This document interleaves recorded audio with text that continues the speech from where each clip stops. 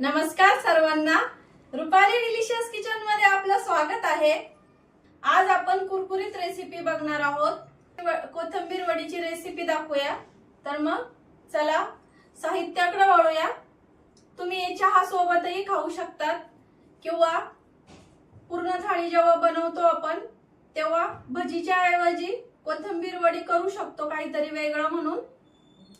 तर चला मग रेसिपीकडे वळूया आणि साहित्य बघूया। कोथिंबीर वडीसाठी आपण इथं डाळीचं पीठ घेतलंय 1 वाटी, वजनी म्हणाल तर 200 ग्रॅम। कोथिंबीरीची 1 जुडी घेतली आहे। वाटणासाठी हिरवी मिरची, लसूण आणि जिरं लागणार आहे। पांढरे तीळ घेतले, ओवा घेतलाय, हळद, घरगुती लाल मसाला घेतलाय, चवीपुरतं मीठ। चला मग रेसिपी सुरुवात करूया। आधी हिरवी मिरची, लसणाच्या 10-12 पाकळ्या आणि इथं 1 चमचा भरून मी जिरं टाकून घेणार आहे। आता याचं मी वाटून घेते। इथं मी थोडंसं अगदी 2 ते 3 चमचे पाणी टाकून बारीक वाटून घेतलंय हिरवी मिरची, लसूण आणि जिऱ्याचं। आता कोथिंबीर टाकून घेऊया। सुके मसाले टाकून घेते। ओवा टाकायचा 1 चमचा, हळद पाव चमचा, लाल तिखट अर्धा चमचा, चवीपुरतं मीठ आणि अर्धे तीळ मी पिठामध्ये टाकणार आहे आणि अर्धे नंतर वापरणार आहे। जे वाटून घेतलंय ते पण आता टाकून घेणार आहे मी आत्ताच। सगळं साहित्य टाकून झालं की थोडं करून आधी आपल्याला पीठ टाकून घ्यायचं आहे। आधी कोथिंबीर आणि पीठ सगळं मिक्स करायचं आहे। पाणी अजिबात वापरायचं नाही स्टार्टिंगला आपल्याला। इथं रेसिपी पूर्ण समजून घेण्यासाठी व्हिडिओ स्किप न करता संपूर्ण बघा। पूर्ण पीठ टाकून घेतलंय मी इथं। बघू शकता असा गोळा तयार झाला पाहिजे। मी अगदी वाटणाला 2 ते 3 चमचेच पाणी टाकलं होतं। त्या साहित्यामध्ये असा गोळा तयार झाला पाहिजे स्टार्टिंगला। आणि नंतर मिक्सरच्या भांड्यामध्येच मी बघू शकता एवढंच पाणी घेतलंय। खूप जास्त पाणी टाकायचं नाही कोथिंबीर वडीला। कोथिंबीर वडी खुसखुशीत होत नाही आणि नुसती अशी पीठ लागतं कोथिंबीर वडीमध्ये। सर्व पाणी मसाल्यातलं घेतलंय मी। थोडंसं पीठ कमी वाटतंय मला, अजून थोडंसं पीठ वाढवलं 3 ते 4 चमचे। एकूण पीठ 250 ग्रॅम वगैरे लागू शकते। तर तुम्ही किती कोथिंबीर घेतली आहे त्यावर डिपेंड असतं हे। कोथिंबीरीची गड्डी छोटी मोठी असू शकते। अजून थोडंसं पाणी घेते मी। आता बरोबर झालंय। पीठ आपल्याला खूप पातळ नाही करायचंय, घट्टच ठेवायचंय पीठ। छान गोळा तयार झालाय म्हणून आता पाणी गरम करायला ठेवलंय। आणि तुमच्याकडे असली चाळणी असेल तर अशी चाळणीमध्ये तुम्ही ठेवू शकता, नाहीतर केकचं स्टीमर वगैरे असतं त्यामध्ये पण ठेवू शकता।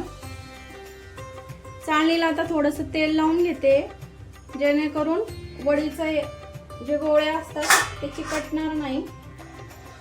आणि गरम पाणी करायला ठेवल्यावर हाताला थोडंसं तेल लावायचं आणि आपण हा जो गोळा तयार करून घेतलेला आहे त्याचा 3 भाग करून असे ह्या आकारामध्ये मी असे तयार करून घेतले याचे गोळे, जेणेकरून हे पटकन शिजतील। आणि असा गोळा तयार करून घेतलाय मी आता।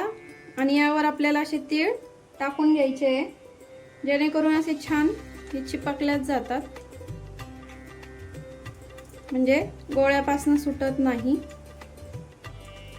दिसायला पण छान दिसतात आणि खाताना पण छान लागतात। पाण्याला उकळी आली आहे, आता मी हे ठेवून घेते स्टीम करायला। आणि सर्व गोळे असेच तयार करते आणि ठेवते. आता सगळे गोळे असे तयार करून घेतले. तुम्ही तुमच्या आवडीप्रमाणे बारीक मोठे करू शकता. आणि हे स्टीम करायला ठेवते मी 15 ते 20 मिनिटं. 15 ते 20 मिनिटं झाले. बघूया वडी शिजली आहे का. शिजली आहे, कारण सुरी एकदम स्वच्छ निघाली, याचा अर्थ वडी छान शिजली आहे. आता आपल्याला हे थंड करून घ्यायचं आहे आणि मग तळायची किंवा शालो फ्राय करायची. तुम्हाला ज्या प्रकारे आवडेल त्या प्रकारे तुम्ही करून घेऊ शकता. आणि थंड झाल्यावरच आपल्याला कट करून घ्यायची वडी. वड्यांचे गोळे थंड झाले की अशी मी वडी कट करून घेतली आहे इतक्या साईजची. तुम्हाला जेवढ्या साईजची वाटेल अजून पातळही कट करू शकता तुम्ही. मी अशा या प्रकारे कट करून घेतले आहे आणि तेल गरम करायला ठेवलंय. तेल गरम झालं का बघूया. तेल गरम झालंय. आता वडी सोडून घेऊया. छान ब्राऊन रंगावरती आपल्याला वड्या तळून घ्यायच्या आहेत. तुम्ही शॅलो फ्राय करू शकता कमी तेलकट हवे असतील तर. वडी सोडताना गॅस फुल ठेवायचा आहे. तेलात किती वड्या मावतात त्याप्रमाणे तुम्ही वड्या सोडून घ्या. आणि वड्या सोडल्या लगेच झाऱ्या लावायचा नाही. वड्या पलटून घेऊया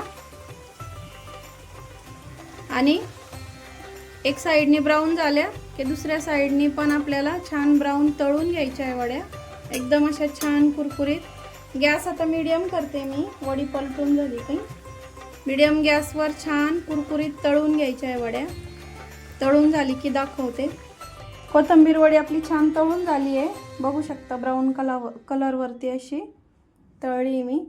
आता तोडून दाखवते तुम्हाला. बघा किती छान अशी खुसखुशीत झाली आहे. आणि अजिबात अशी जास्त खूप तेलकट पण नाही झाली आहे. कुरकुरीत कोथिंबीर वडीची रेसिपी तुम्हाला आवडली असेल तर कमेंट करून नक्की सांगा. आणि रेसिपी आवडली असेल तर लाईक, शेअर अँड सबस्क्राईब करा. आणि सबस्क्राईबच्या शेजारी जे बेल आयकॉनचं बटन असतं ते प्रेस करा, म्हणजे रेसिपी पोस्ट केली की लगेच तुम्हाला नोटिफिकेशन येतील.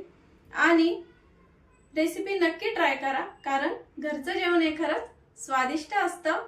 आणि अशाच नवीन कुरकुरीत थंडगार झणझणीत चमचमीत रेसिपींसोबत पुन्हा भेटूया. तोपर्यंत बाय बाय.